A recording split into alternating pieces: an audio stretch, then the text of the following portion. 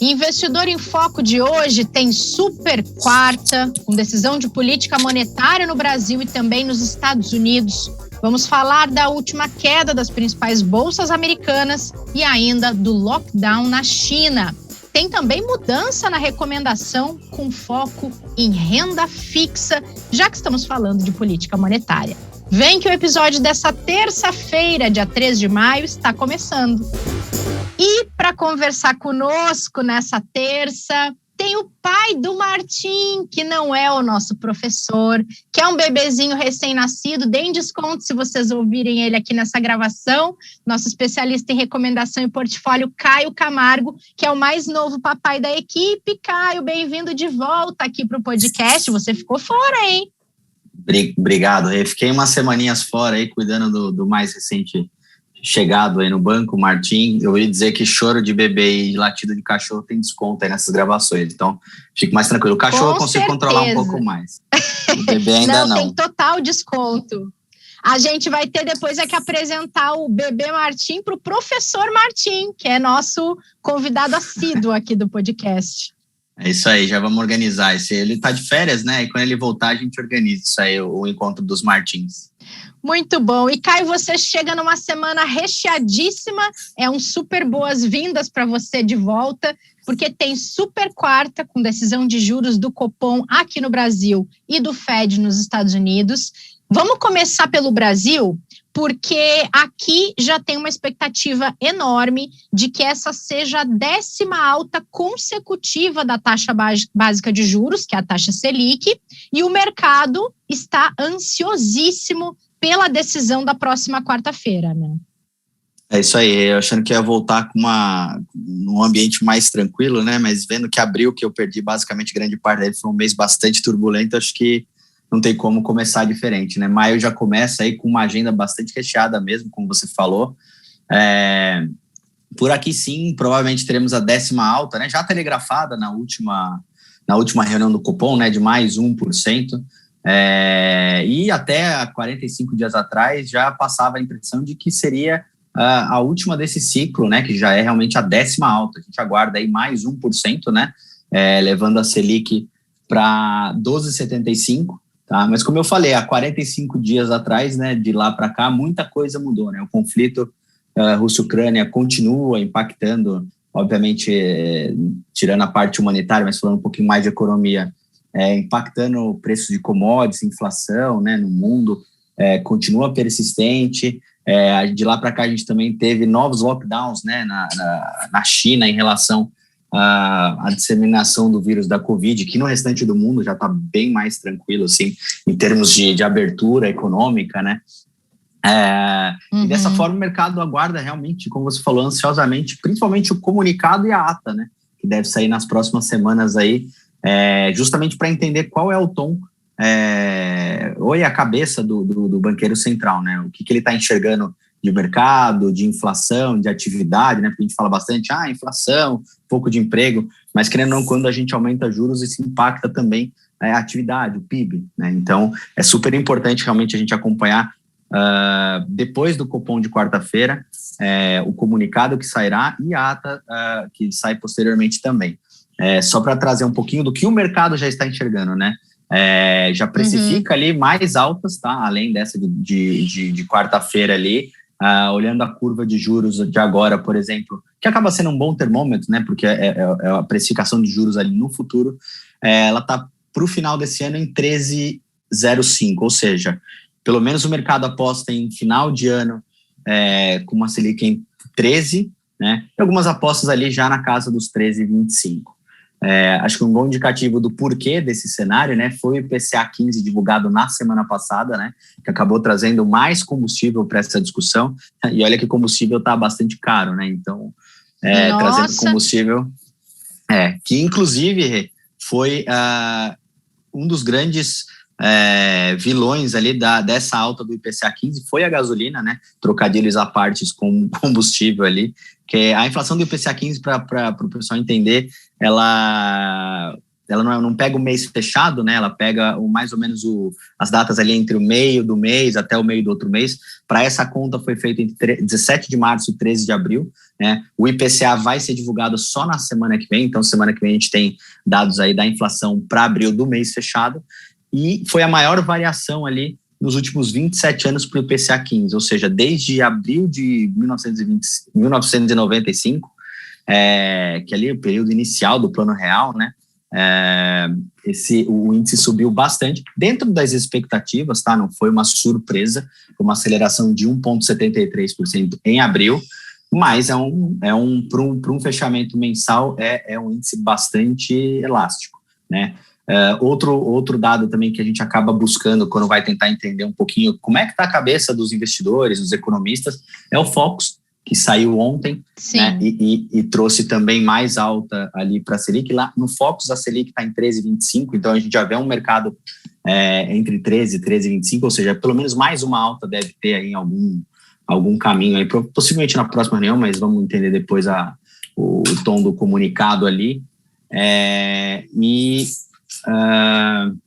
Destaque ali para a inflação também, tá? Que novamente surpreendeu para cima, tá? Estava na casa de 7,60 e pouco, já está na casa de quase 7,9.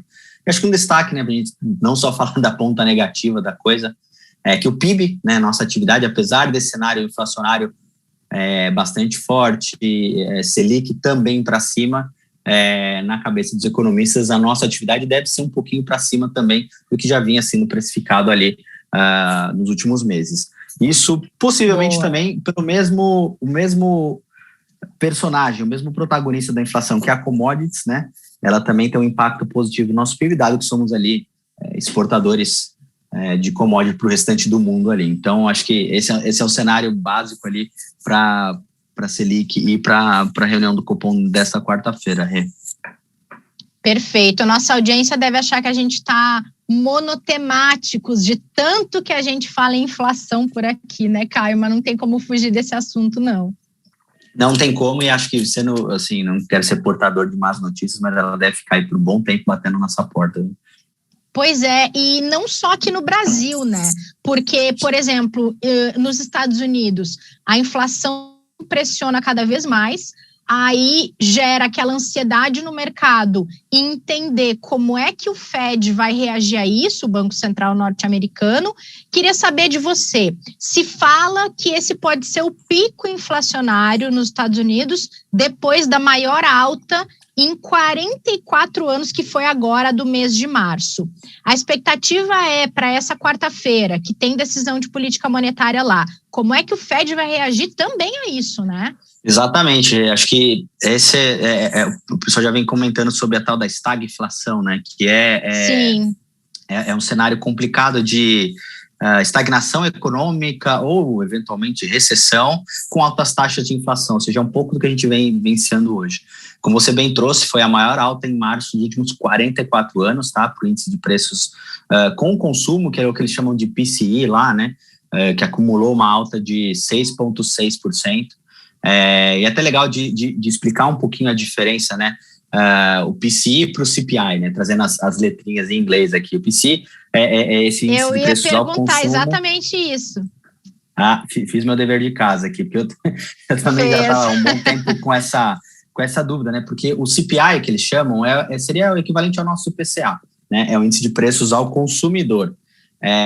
O que o Banco Central americano ele prefere olhar é o PCE, né, que é o preço ao consumo, né. A grande diferença, na verdade, é que um vai olhar ali a mudança de preços, tá, no consumo de serviços e bens, né, que é o PCE, e o CPI ele acaba olhando um pouco mais, ele mensura, né, as mudanças no poder de compra da família americana média, né? Então a diferença é isso, ele olha o valor dos serviços e bens, e o outro ele olha um pouquinho mais a questão da perda de poder de compra na mão da família americana média, tá? Então ele acaba olhando um pouquinho mais, já faz algum tempo, na verdade, que o Fed prefere esse índice. No fim das contas, eles vão olhar o índice, a variação do preço ao consumidor, de certa forma, mas um foca numa ponta e o outro acaba focando numa diferença ali um pouco menor, tá? Mas realmente, assim, esse índice veio bastante acima, né? Maior alta ali em 44 anos, como você mesmo trouxe. Reflexo ali principalmente nos aumentos de preços de energia, tá? Que lá subiram quase 35%. A alimentação também sendo bastante vilão aqui no Brasil e nos Estados Unidos também. Lá subiu a cerca de 9%. Então, assim, esse índice reforça ainda mais essa pressão para o aumento de juros lá nos Estados Unidos, né? Como já tinha sido antecipado pelo Jerome Powell na primeira alta de juros, é que era possível que ele viesse algumas altas de meio e ficasse por um bom tempo ali, altas de 0,25. Para explicar, a taxa deles não é igual a nossa, eles não cravam um número, né? Eles fecham um range ali entre 0,25, 0,5, 0,50, 0,75. Então, quando a gente fala que vai ter uma alta de 0,5%, é uma alta desse range aí. Obviamente, ele vai aumentar as duas pontas de forma 0,50 e mantendo ali a diferença entre 0,25 entre elas, tá? Então, assim, é já esperado 0,50 nessa próxima reunião, nessa quarta-feira, tá? Além disso, a gente vê também resultados ali impactos, né, da variante Omicron na economia americana. Isso tudo tem sido levado em consideração ali pelo Banco Central e pelos economistas, tá? Quando trazem esses dados ali. Então, acho que basicamente é isso, assim, espera-se também essa alta de 0,5%, e eu acho que tanto para a Selic quanto para o Fed Funds Rate lá na quarta-feira, o tom do comunicado e posteriormente suas atas, acho que essas sim vão trazer os próximos passos, né? Ainda mais o Banco Central americano, ele tende a trazer um pouquinho mais esse direcionamento, né? Afinal, eles são a taxa ali, risco ali do mundo, então eles tentam ser o mais transparente possível na cabeça deles para não impactar o mercado, enfim, e as economias ao redor do mundo. Então, acho que esse comunicado vai ser bastante aguardado. Com certeza. Vou aproveitar que você tocou no ponto de variante Omicron, vou inverter a ordem da nossa conversa aqui, para a gente já entrar no assunto China, porque falamos nas últimas semanas, eu e o Ítalo aqui, Caio, o quanto esses novos lockdowns na China estavam preocupando não só questões de saúde, questões humanitárias, mas também as questões econômicas e o mercado global. E agora vem à tona mais essa preocupação não só com a inflação global, como também com abastecimento, né? Perfeito. Pensando muito na questão de isolamentos, de gente estocando comida e por aí vai. Essa preocupação, ela tem sentido, falando sobre a ótica de mercado, né? Bastante sentido. Assim, os últimos números, né, que a gente vê ali de casos na Covid, até para as pessoas não se alarmarem tanto, não tem sido, assim, números estratosféricos dado o tamanho das cidades, por exemplo, né? Mas eles têm essa política ali desde meados da pandemia, né, de tem um caso, fecha, justamente para não espalhar muito mais o vírus da Covid por ali, dado o tamanho da população, obviamente. Então, a gente vê o governo fazendo testes em massa, fechando bairros, até discute se de repente um pouquinho mais de leveza nesses lockdowns, no sentido de fábricas se manterem abertas, em turnos, em quantidades menores de funcionários, mas por enquanto não vimos nada muito concreto nesse sentido, né? A gente vê vídeos na internet ali de realmente a política de saúde bastante forte em teste em massa, em fechar as pessoas dentro de casa.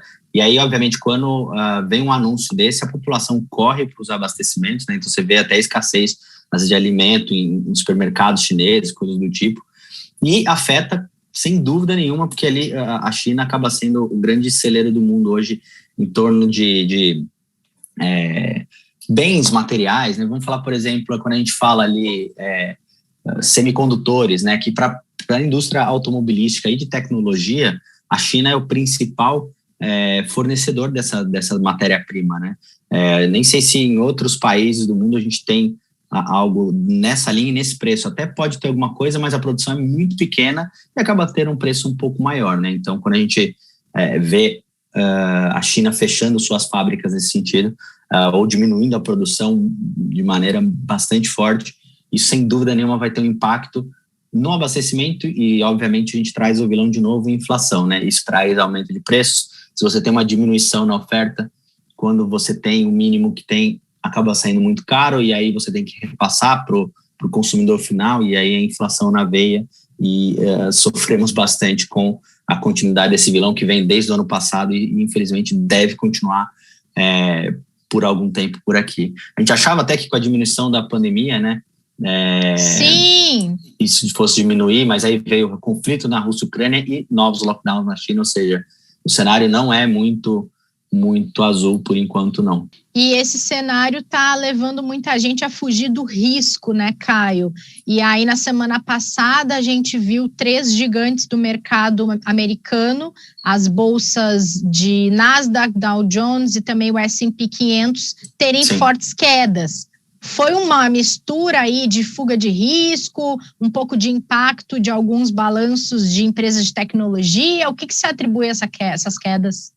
Grande mix disso tudo mesmo, e eu adiciono mais um ingrediente à receita, a taxa de juros americana em alta também, né? Porque se a taxa de risco livre de risco do mundo sobe, ela se torna mais atrativa, né? Então as pessoas acabam buscando também essa taxa mais alta. Obviamente teve a questão de fuga de risco, né? O conflito que não passa, a inflação, etc., que a gente já comentou. E falando um pouquinho mais ali dos balanços, né, das Big Techs ali, só para vocês terem uma ideia, na sexta-feira, né, Dow Jones caiu ali quase 3%, o S&P caiu 3,63%, Nasdaq quase 4,20%, assim, então realmente são, para um dia só para essas bolsas que, obviamente, tem volatilidade, mas quando a gente vê comparada à brasileira e de mercados emergentes não tanto assim, são números bastante assustadores. Porque na quinta-feira a Amazon divulgou balanços, né, bastante decepcionantes para o primeiro trimestre, um prejuízo ali de quase 4 bi de dólar. Então, as ações ali despencaram da Amazon 14%, a maior queda desde 2006 da empresa. A Apple, até por outro lado, eu também fiquei assustado quando eu vi esse número. Eu achei que tinha sido um pouquinho menor, mas no fim do dia acabou impactando bastante mesmo. A Apple, para você ter uma ideia, também registrou, na verdade, ela registrou lucro, né? Ela também divulgou balanço, o lucro é de 25 bi, né, uma alta de 5% em comparação a 2021, e é acima do esperado, e mesmo assim as ações caíram durante o dia ali 3,7%, né, depois, e aí, obviamente, por todo esse cenário, esse arcabouço que se formou ali em torno das Big Techs, e também por questões de declarações dos seus executivos ali, sobre um temor de um prejuízo futuro por conta dos desafios da cadeia de suprimentos, em especial matérias-primas vindas da China, né, por conta dessas restrições ligadas à Covid-19. Os semicondutores são deles, entre outros itens ali que impactam a produção de aparelhos e etc., né? Então a gente vê que, no fim das contas, é tudo bastante interligado, né? E essas ações também, por outro lado, quando eu falo de taxa de juros, além da taxa de juros americana ser um ativo, né, para essa fuga de risco e as pessoas buscando esse ativo de certa forma, quando a taxa de juros sobe, né, isso impacta o valuation das empresas, né, porque quando você pega aquele fluxo de caixa, que é enfim, tudo que a empresa vai gerar e você traz a valor presente, você usa uma taxa. E se a taxa livre de risco está subindo, você desconta por um preço maior, o preço cai. Então, os mercados tendem a corrigir um pouquinho nesse sentido também. Se essa perspectiva de aumento, de um aumento maior, de uma magnitude maior aumenta, esses modelos são corrigidos, e aí essas empresas de tecnologia, que elas são chamadas de crescimento, ou de growth em inglês, elas acabam sofrendo bastante, né, por todo esse desconto. Sim. Porque essas empresas você olha bastante o lucro, não tanto só o preço dela, né? Você compra ela por um preço mais barato, esperando que ela vai gerar lucro, e isso retorne para você como investidor. Se o lucro delas está vindo bastante abaixo do esperado, aí há uma correção em massa, e aí, enfim, todo esse cenário que se formou na sexta-feira, tá? Claro. Agora, você estava falando um pouco do resultado das bolsas norte-americanas da semana passada ter a ver com o aumento da taxa de juros nos Estados Unidos. A gente vê uma situação bem semelhante aqui no Brasil. Agora, no mês passado, a gente percebeu uma injeção de investimento estrangeiro aqui, buscando muito dessa taxa de juros que está crescendo. E aí, Caio, eu queria que você trouxesse para a gente, mesmo antes de estar saído do forno, um pouco dessas mudanças que os investidores e as investidoras vão ver na nossa recomendação a respeito de renda fixa, já que é momento da renda fixa, mas a gente não pode esquecer que a inflação, ela acaba derrubando um pouco desse ganho todo que a renda fixa pode trazer quando a gente usa como parâmetro a taxa Selic, né? Mas queria ouvir de você essas principais mudanças que a gente vai ver a partir de maio. Legal. Assim, em termos de alocação, né, estar acima do neutro ou neutro, não tem grandes diferenças. Acho que as diferenças acabam sendo mais na nossa visão. A gente acaba ficando cada vez mais pró renda fixa, no caso brasileiro, né, dado esse risco maior de bolsa, né, a gente ainda mantém uma visão mais neutra para a classe de bolsa nacional, tá? Obviamente a gente vê preços interessantes, mas o cenário continua bastante volátil em relação aos riscos locais, né? Tem a questão da normalização da política monetária nos Estados Unidos, a guerra do leste europeu acaba trazendo esse medo de risco ali, né? Enfim, investimentos em ativos russos, né, podem continuar sendo direcionados para outros emergentes, tal qual o Brasil é um deles, né? Um dos principais, inclusive, que tem bastante commodity na bolsa. Por isso que a gente vem observando, né, essa forte alta no começo do ano para a Bolsa brasileira, principalmente migração desses recursos, além do que os preços, né, dos ativos brasileiros, das ações brasileiras, se encontram ainda bastante descontados, né? Então, quando o gestor global, né, ele vai movimentar o portfólio dele, ele vê preços muito atrativos aqui para o Brasil. Obviamente, ele entende esse risco local, né?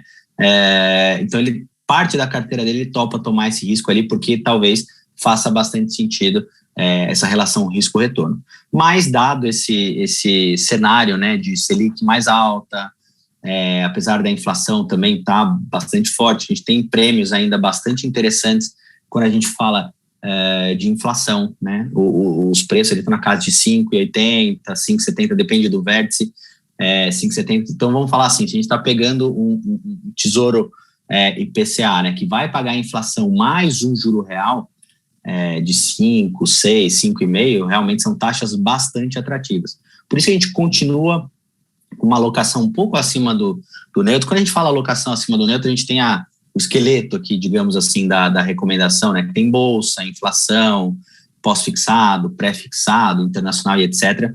Então, no início do ano, a gente estabelece os parâmetros do que a gente entende para os próximos 12 meses ou mais, né? Obviamente, quando a gente olha, a gente acaba olhando mais, mas a recomendação é para 12 meses. Isso quer dizer que a gente está um pouquinho mais otimista nesse momento com essa classe de ativo, inflação é uma delas, né? A gente mantém essa alocação acima do neutro para multimercados e inflação, tá? O restante está dentro do neutro, mas não quer dizer que a gente está com uma visão pessimista ou negativa nesse sentido, né? Por exemplo, o pós-fixado, obviamente, acaba se tornando, trazendo rentabilidades reais ali, projetadas bastante interessantes. O pré-fixado, quando a gente começa a chegar no fim desse ciclo, né, quando a gente começa a entender, ele começa a se tornar também um pouco mais interessante, né? Acho que na nossa visão a inflação acaba tendo um componente mais protetivo também, por isso que ela até está acima do neutro ainda, principalmente porque se a inflação continuar muito forte e a gente não vê uma luz no fim do túnel nesse sentido, ela acaba tendo esse componente inflacionário ali para trazer esse benefício, tá? Agora, o pré-fixado, ele pode até subir um pouquinho mais, né? Se eventualmente a Selic, então saímos de 13,25 agora para 14. Os juros futuros, eles vão, de certa forma, refletir isso. Mas a gente entende que esse ciclo deve estar meio próximo do fim, por isso que acho que esse comunicado do Banco Central vai ser muito importante, acho que um dos mais importantes dos últimos tempos, justamente por essa indicação de tá perto ou não tá perto, e a gente vai conseguir entender se o pré-fixado realmente é a hora de entrar com mais força nele, apesar de que tivemos taxas bastante atrativas aqui em toda a parte da curva, mas no meio a gente vê taxas bastante interessantes, mas as longas também não deixam de ter uma certa atratividade. Então, na classe, por exemplo, multimercados também a gente vai com fundos ali que sabem navegar muito bem nesse cenário de juros, tá? Então, a gente acaba tendo na renda fixa hoje uma lupa um pouco maior, tá, Rê? Não sei se eu respondi a tua pergunta, se quiser, pode até perguntar alguma coisa a mais, aí eu fico à vontade aqui. Não, era isso mesmo, era mais para dar esse direcionamento, mas agora, nas próximas semanas, a gente também publica a recomendação de maio, para quem quiser entender mais no detalhe, mas acho importante a gente trazer também isso para que as pessoas entendam a cabeça das equipes que fazem toda essa análise de bilhões de combinações para entender o porquê que a gente está pensando em mexer em alocações e tudo mais. Agora, Caio, para a gente fechar o episódio, além de atenções muito voltadas para a super quarta e para o resultado /ata e considerações do Banco Central brasileiro e do Banco Central norte-americano, o que mais tem de importante essa semana para investidores terem essa atenção também? Legal. É uma semana bastante recheada. Só uma coisa da recomendação que eu achei legal, nós falamos em bilhões de variáveis e combinações, e cada vez as variáveis estão tão mais complexas, estão mais ágeis na troca, que é difícil a gente conseguir precificar isso em modelo, e as conversas seria interessante até as pessoas um dia conseguirem ouvir a gente discutindo, porque realmente assim é bastante variável em discussão para tentar chegar num modelinho aqui de classe de ativos e produtos também, né, enfim, que a gente consiga, de certa forma, tentar direcionar, né, os investimentos de uma maneira mais clara, mas olha, até o nosso trabalho aqui está cada vez mais suado, viu? Mas voltando aqui à agenda... Acredito. A gente brinca que eu pelo menos estou ficando um pouquinho mais careca cada dia, não só de criança, mas também do mercado, que ele não tá para peixe mesmo, não, nos últimos tempos. Não tá fácil. Não, eu voltei de licença, como você falou, no olho do furacão, mas é bom, porque daí a gente já pega o ritmo rápido.